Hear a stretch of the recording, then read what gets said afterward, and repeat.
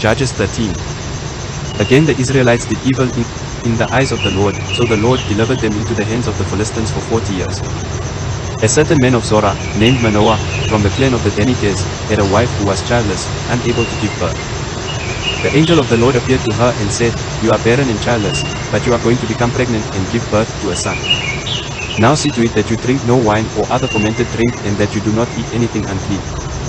You will become pregnant and have a son whose head is never to be touched by a razor, because the boy is to be a Nazirite, dedicated to God from the womb.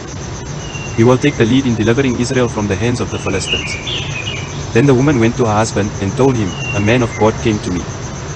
He looked like an angel of God, very awesome. I didn't ask him where he came from, and he didn't tell me his name. But he said to me, 'You will become pregnant and have a son. Now then, drink no wine or other fermented drink, and do not eat anything unclean, because the boy will be a Nazirite of God from the womb until the day of his death.' Then Manoah prayed to the Lord, 'Pardon your servant, Lord. I beg you to let the man of God you sent to us come again to teach us how to bring up the boy who is to be born.' God heard Manoah, and the angel of God came again to the woman while she was out in the field, but her husband Manoah was not with her. The woman hurried to tell her husband, 'He's here, the man who appeared to me the other day.' Manoah got up and followed his wife. When he came to the man, he said, 'Are you the man who talked to my wife?' 'I am,' he said. So Manoah asked him, 'When your words are fulfilled, what is to be the rule that governs the boy's life and work?' The angel of the Lord answered, 'Your wife must do all that I have told her. She must not eat anything that comes from the grapevine, nor drink any wine or other fermented drink, nor eat anything unclean.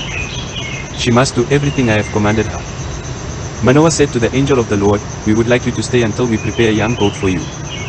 The angel of the Lord replied, 'Even though you detain me, I will not eat any of your food. But if you prepare a burnt offering, offer it to the Lord.' Manoah did not realize that it was the angel of the Lord.